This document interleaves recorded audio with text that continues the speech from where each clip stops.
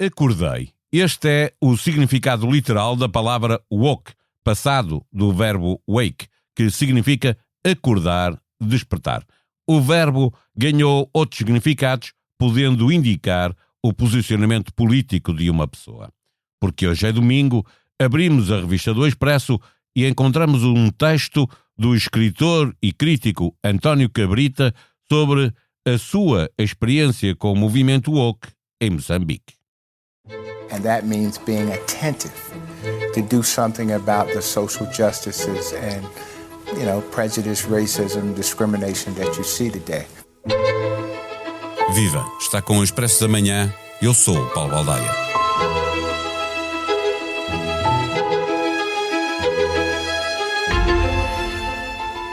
O uso do termo woke surgiu na comunidade afro-americana pretendendo significar estar alerta para a injustiça racial e ganhou força em 2020 com o movimento Black Lives Matter, criado para denunciar a brutalidade policial contra as pessoas afrodescendentes. Mas, desta vez, o seu uso espalhou-se para além da comunidade negra e passou a ser empregado com um significado mais amplo e muito crítico em relação a linguagens e ideias consideradas misóginas, homofóbicas ou racistas. Olhando para os dois lados, fica a sensação de que uma boa causa acabou derrotada pela militância excessiva de quem queria mudar 1000 anos de história de um dia para o outro. Os críticos da cultura woke questionam principalmente os métodos agressivos, como o cancelamento, fazendo destes ativistas polícias da linguagem que promovem o boicote social e profissional, sobretudo através das redes sociais, contra pessoas que fizeram ou disseram alguma coisa que eles consideraram intolerável. Para as pessoas woke, trata-se apenas de uma forma de protesto não violento que permite dar poder a grupos historicamente marginalizados da sociedade e corrigir comportamentos dos mais privilegiados. No episódio de hoje, olhamos para a experiência de um escritor português, professor numa universidade em Maputo, com o wokeismo que também se faz sentir em Moçambique. Não tens a sensação que o teu telemóvel ouve as tuas conversas? Sim, às vezes até parece que sabe o que vou jantar. Não se preocupe. A app Caixa Direta Empresas não ouve conversas, mas ouviu as empresas. As suas funcionalidades mais inovadoras são baseadas nas sugestões dos nossos clientes. Pagamentos com fotografia, pesquisa inteligente de movimentos e notificações em tempo real. Esta é a app desenhada com a experiência de quem a usa, feita para quem lidera. Faça o download. Caixa, com o banco certo ao seu lado, a sua empresa cresce. Caixa Geral de Depósitos S.A., registada junto do Banco de Portugal sob o número 35. Viva António Cabrita, o que sentiste quando uma obra tua não passou no crivo de quem tinha por missão evitar o incómodo de leitores sensíveis com aquilo que lhes pareceu a eles racismo estrutural? Porque é que preferiste naquela circunstância não fazer o jogo dos censores, não contestar o que era dito? Estou a reportar-me ao início do teu texto. Senti-me perplexo. Entre outros motivos também, porque além disso eu considero-me de esquerda e sou a favor contra todas as discriminações e portanto nunca me passou pela cabeça que um texto meu fosse lido naquele sentido e com tão graves distorções do conteúdo. Mas é uma leitura um bocado cega e que confunde de facto uma das coisas graves do wokeismo é que confunde o prioritário e o acessório. Confunde a ordem dos fatores. Então, por isso, eu inventei aqui uma fábula para definir o wokeismo e conto num instante. Vamos a ela. Há um incêndio que deflagra numa moradia. E o bombeiro, dada a urgência, com 2 golpes de machado, deita a porta abaixo e sobe pelas escadas onde está uma mulher já rodeada de fumo, a tossir. E então ela quando vê que é um bombeiro, pergunta-lhe: tu és cis? Se fores cis, eu não quero que te vás embora e que tragas uma bombeira. E ele diz: bom, eu de facto sou heterossexual, mas eu tenho de te salvar. Não aceito isso de um patriarca nojento e tal. Mas vai buscar uma bombeira, não há tempo, vai morrer. E responde ela, que seja, mas ninguém me tira o lugar da fala. Portanto, é isto, é esta a história. E eu acho que isto é mesmo confundir o prioritário e o acessório, porque o prioritário ali era ser salva, não é? Mas de facto ela estava tão... E no wokismo também deveria ser o de combater as discriminações. Exato. E não acrescentar-lhe discriminações. Dizer que nós estamos a falar de um verso de um libreto teu, em que fala de um anjo negro e que fala de negrume para falar da noite, e foi isso que incomodou, quem estava no Brasil a ler aquele libreto para a ópera. Eles têm, hoje institucionalmente têm sensores que são os sensibility readers, são sensores para ver se a coisa... Censura prévia pura e dura. E esse é um dos problemas. Instituíram a censura. Mais à frente no teu texto, e eu vou dar aqui um salto no texto, que obviamente aconselho as pessoas a ler na revista do Expresso, quando estás a falar do livro de Manuel Maria Carrilho sobre o tema, defendes que o woke nos seus extremos, ele defende, aliás, que o woke nos seus extremos se comporta como uma nova Inquisição. É por isso, por fazer lembrar a Inquisição, que nem vale a pena estar a perder tempo a tentar-lhes mostrar que não estão a ver quando é connosco. Eles estão cegos, não é? Ele dá um exemplo no livro que eu acho absolutamente brilhante e que de facto esmaga pela perplexidade que nos impõe, e que é em 2023 na Universidade Holandesa de Groningen foi impedido de se levar à cena a peça À Espera do Godot. Não pode subir à cena. Qual a razão? Porque a peça só tinha homens a representar. Ora, a peça foi assim escrita, não é? Tem 3 homens, não tem mulheres. Portanto, essa era a intenção foi a intenção do Beckett.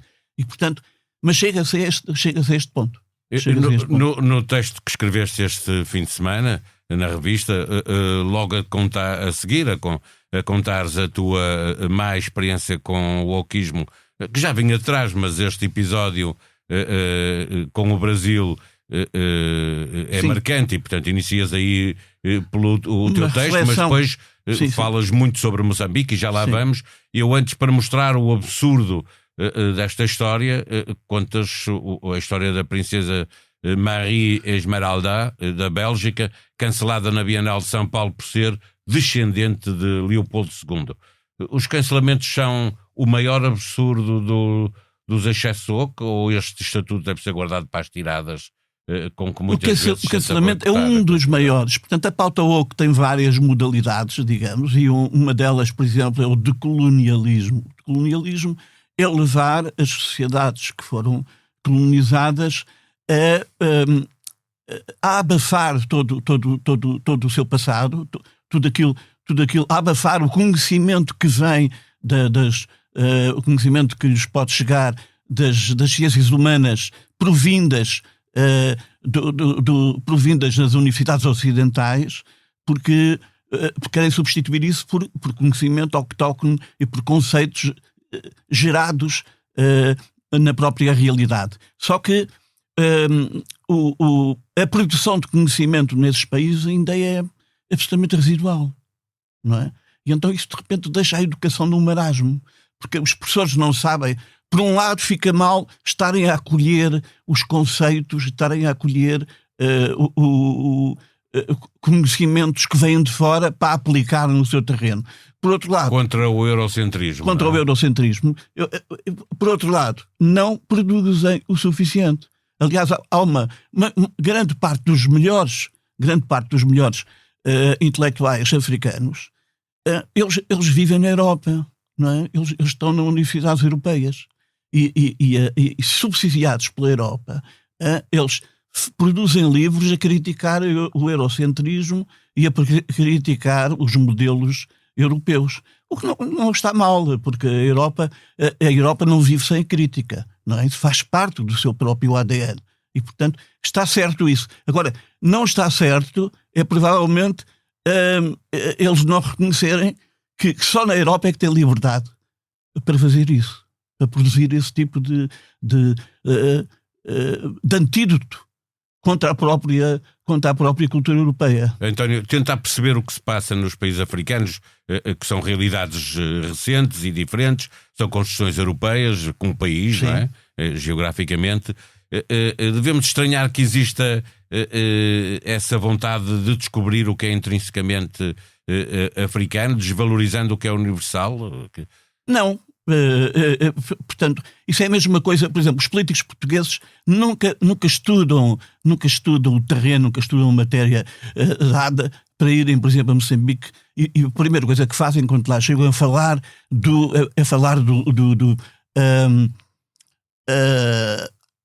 da lusofonia. Moçambique sente-se sempre incómodo com isso, com a lusofonia. Porquê? Porque Portugal, quando se retirou, deixou 90% de analfabetos. Hoje, se há milhões e milhões de falantes em Moçambique de português, e o português é uma língua oficial, foi por esforço dos próprios moçambicanos, que precisavam de uma língua que fosse o cimento nacional, o cimento da unidade. São 22 línguas. E, portanto, é natural que haja uma reação contra aquilo que lhes foi negado e que agora se quer impor como uma virtude, pertencer a uma comunidade mais vasta, que seria a lusofonia. Portanto, é natural que eles tenham necessidade de um maior crescimento, de fazer crescer o conhecimento vernacular e autóctone. Agora, não há ainda as condições criadas para isso. E não pode ser um exclusivo. O António, tu falas traças um retrato de uma grande pobreza na produção de livros, na leitura de livros em Moçambique. Isso quer dizer que o wokismo é sobretudo uma realidade das elites moçambicanas, no caso? Claro. É uma realidade imposta pelas elites e institucional. Portanto, as pessoas, portanto, com uma iliteracia tão flagrante, com tanta gente que ainda não tem português sequer como língua-mãe, aliás, isso é uma das desgraças do país no ensino, é que as crianças chegam às primeiras aulas com 6, 7 anos e é administrado o conhecimento numa língua que elas não dominam. Tem as primeiras aulas de álgebra em português, quando elas falam ronga, macua e por aí fora, não é? E, portanto, isto está tudo pensado como um grande delírio em cascata, mas não está refletido para haver uma maior racionalidade e uma maior operacionalidade daquilo que se quer ensinar e como. Prosseguindo na leitura do teu texto, recuando novamente ao princípio do texto, fazes um pequeno desvio nas histórias que tens para contar sobre este movimento woke, para citar uma socióloga francesa que sobre o wokismo diz que tinha tudo para atrair simpatia pelo compromisso com as vítimas de discriminação, mas ficou refém de uma escalada de posições dogmáticas. É também essa a tua visão sobre esta corrente? Foi vítima de excessos de militantes da causa? Completamente. Neste momento está em regressão, e inclusive o wokismo está um pouco em regressão, mas contudo não devemos deitar o bebê fora com a água do banho, não é? Porque levantou problemas e alguns são pertinentes. Agora, têm que ser enquadrados. Aqueles problemas têm que ser enquadrados e não transformar-se em causas primaciais, não é? Porque aquilo tem que ser enquadrado em leituras políticas mais vastas e não cada pequena coisa se tornar imperativa e única. Porque aí tudo vai quebrar. Vai quebrar o feminismo, vai quebrar tudo. Vai quebrar porque vai quebrar a luta contra o racismo e por aí fora, porque só se está a ver de um modo, digamos, faceto, amputado. É como olhar, um dos problemas é olhar para as pessoas só sob o ponto de vista da vítima e do trauma. E as pessoas não são só isso. Uma pessoa inteira é aquela que superou o seu trauma, que conseguiu juntar em si as qualidades da resiliência e que se tornou uma pessoa inteira. não é só a pessoa do trauma. E, portanto, ninguém é só a pessoa da pele. Tu, antes de entrarmos aqui para o estúdio para gravarmos, dizias que muitas vezes, se bem percebi aquilo que me estavas a dizer, que muitas vezes o wokeismo põe intencionalidade no receptor. E dás um exemplo que me parece... Aliás, o texto é muito apreciável porque tem muitas histórias de tão ridículas, quase parecem ficção. Tu dás o exemplo de um lançamento de um novo livro em que o marketing da editora decidiu vender o livro dizendo que este é o livro que vai abrir os seus olhos, não é? Que logo aí começou uma campanha contra o sofrimento que poderiam causar num cego, não é? Sim, que o slogan poderia causar num cego. Não, essa é uma história que conta a Suzanne Neiman no livro A Esquerda Não É Woke, mas são milhares de exemplos. Ainda há pouco tempo, uma jovem poeta, enfim, luso-guineense, numa entrevista, se insurgia contra o uso do verbo denegrir. E então isto fez-me lembrar que, por exemplo, na alquimia, por exemplo, usa-se muito o termo negro. Mas o negro aí é para ser ultrapassado a um nível superior e transformar-se em luz ou em ouro. Não é? Mas nenhum alquimista podia ser alquímico. Não é? Porque, de facto, lê as coisas de forma literal. E, portanto, coloca, e esse é um dos erros, colocar a intencionalidade no receptor e não em quem diz as coisas. Porque quem diz as coisas as diz com determinada intenção. E às vezes elas são desvirtuadas por quem está a ouvir, porque tem o ouvido inclinado para desvirtuar as coisas num sentido ideológico. E então, olha, isto faz lembrar o Paracelso, o médico e alquimista do século XVII, acho eu, tinha uma frase que no fundo define isto tudo. É o cérebro que faz ver os olhos. Não é? E então é isto. Portanto, está na cabeça dos alquimistas muitas vezes o problema. Para fecharmos a nossa conversa, que ela podia ir muito longa, obviamente porque o tema é interessante e há tantas histórias para olhar, ainda olhando para o teu texto, lendo o teu texto, ao dar-nos conta dos livros que leste e que te ajudaram a perceber Moçambique, onde estiveste nos últimos 20 anos, falas de escritores dos 4 cantos do mundo, do Irão, da Polónia, do México, de Portugal, e eu pergunto-me o que é que há em Moçambique, características do ser humano que se encontram ali, como se encontram na Europa, nas Américas, no Oriente, e já agora como é que iria o wokeismo implicar ao ler autores como José Gil ou Otávio Paz? Iriam ficar irritados porque eles são universalistas e é um dos erros do wokeismo é querer cancelar o iluminismo e o universalismo e portanto eles iam ficar cada vez mais irritados. Mas por acaso é engraçado que eu durante anos observei com pasmo a crença manienta dos moçambicanos em julgarem-se originais. E isso correspondia a uma falta de mundo, correspondia a uma falta de leitura das culturas comparadas. Porque não existem culturas... Nós só podemos ter um viés sobre as culturas de forma comparativa. Portanto, não há nada a fazer. Até aquilo que julgam mais original, como, por exemplo, a dança do Mapico. A dança do Mapico, que é Maconde, de repente... Eu dei conta e fiz um artigo científico sobre isso. É uma variante daquilo que é a catábase mediterrânea. Portanto, é uma variante invertida da catábase mediterrânea, que é a descida ao inferno e regresso dos heróis. Não é? E então, o Mapico é isso. É uma catábase invertida. E, portanto, aquilo que julgaríamos absolutamente de uma originalidade estonteante. No teu texto dás vários exemplos disso. Sim. Afinal não. Porque é normal.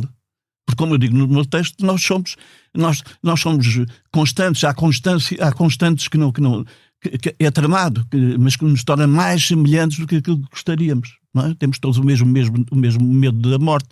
Temos todos os mesmos orifícios do corpo. Somos todos cobardes face a determinadas situações. Temos que nos superar para conseguirmos a dignidade e o medo e a coragem e por aí fora. E, portanto, isto é uma constante de todas as culturas, sejam elas quais foram as suas latitudes e geografias.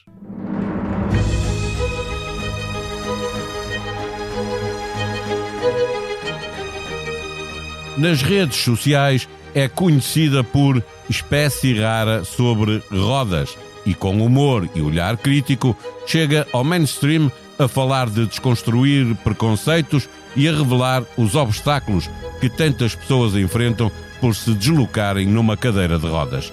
A sua vida mudou aos 26 anos, quando sofreu uma infecção na medula e deixou de andar. Atualmente é consultora, oradora e criadora de conteúdos, além de nutricionista e mãe de Kai, um bebê de 5 meses. Ouçam-na na conversa em podcast com Bernardo Mendonça, 2 episódios de A Beleza das Pequenas Coisas com Catarina Oliveira. A sonoplastia deste episódio foi de Salomé Rita. Nós vamos voltar apenas na terça-feira, porque esta segunda-feira é feriado. Continuação de bom fim de semana. Numa obra há sempre surpresas. A licença atrasou-se, o botão está mais caro, o ferro disparou, a madeira é feia, outro preço, a grua avariou-se. Felizmente, com a Caixa não há imprevistos. A Caixa oferece soluções de financiamento sustentável para projetos de promoção imobiliária, para aquisição, construção ou reabilitação e eficiência energética. Entre mãos à obra e obra feita, descubra tudo em cgd.pt. Caixa, com o banco certo ao seu lado, a sua empresa cresce. Caixa Geral de Depósitos S.A., registada junto do Banco de Portugal sob o número 35.